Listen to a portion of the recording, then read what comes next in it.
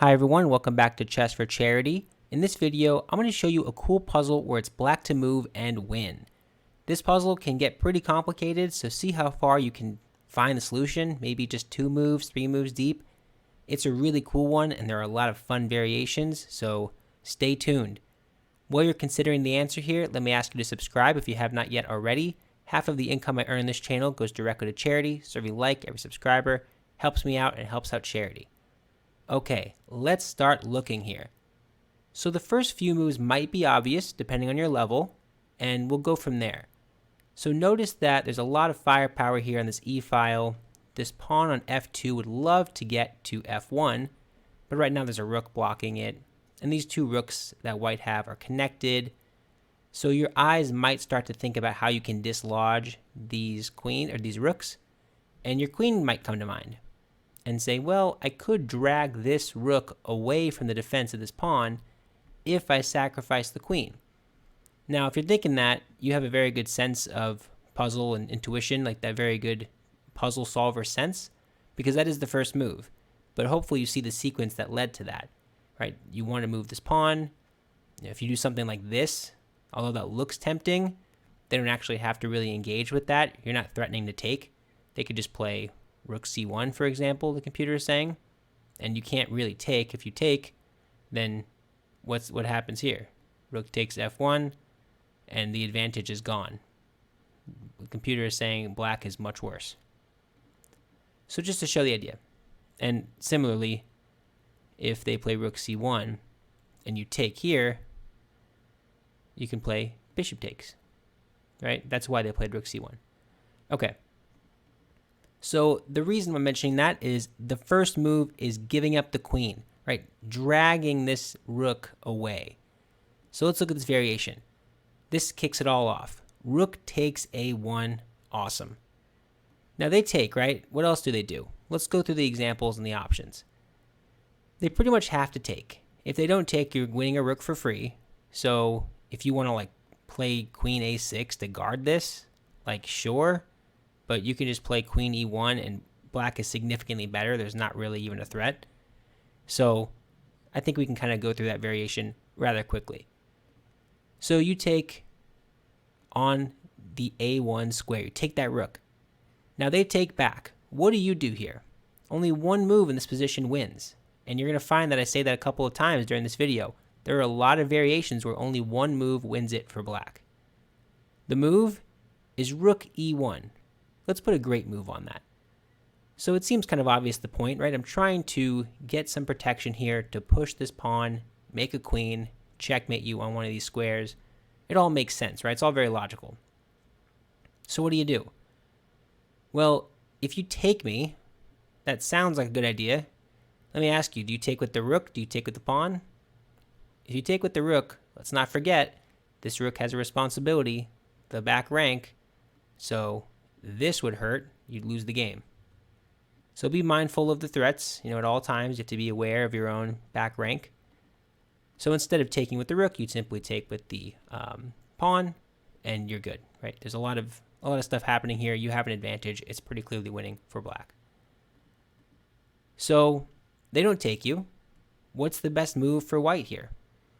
Well, a really cool variation is the main one, queen a6, saying, okay, I'm watching this square now. So if you were to promote, I have this defended 1, 2 times, right? Which means I can take queen f1, and this would be an exchange, and black's advantage is gone. Now white has the advantage. Why? See this piece right here? Black doesn't have one. So queen a6 is a great move, preventing this promotion. One more move, let's go back. So what's the best move for black now? Again, only move. Take a second if you want to pause it here. We're already a few moves deep, but it's a tough puzzle. The move is rook takes a1. Just take this rook. It's free in the corner. Why not just take it? Well, this is a tricky one. There are a lot of things to consider here. Now the computer plays a very good move, and you have to see how to combat this amazing move. They play queen takes c6. Simple looking enough, right? Threatening your rook, maybe threatening the back rank one day, maybe threatening some other stuff. We'll get there. Okay, so you again have only one move in this position that wins. Only one move. Right? If you're thinking like, oh, I'll just promote my my pawn. Yeah, you just got mated. Don't do that. Right, you just ended the game. Maybe you're thinking, oh, I'd love to wait on this. Maybe I can force a check. Maybe if I like sacrifice my rook and they take and I can do this. Yeah, great idea. However, they don't actually have to take you with their king. Their queen is on that square. So just be mindful of all the different ways this can go down. And if you're thinking really outside the box, like, hey, I can get a check by promoting to a knight, good idea, but they just move. And then what?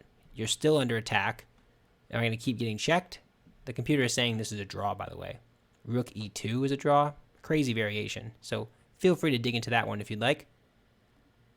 So what's the move?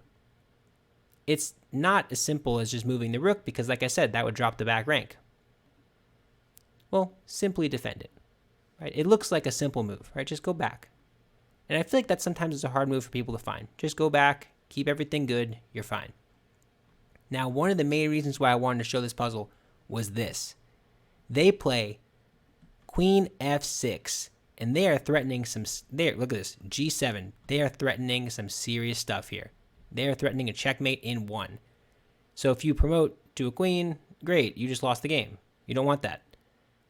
And similar to before, you can check them, sure, they take, and you still can't promote because the queen's still watching, right? So there's no point. So how do you win this? Can you stop this checkmate? The answer is yes. You promote, and you know it, because I always show them, to the knight, right? I love promotions to knights.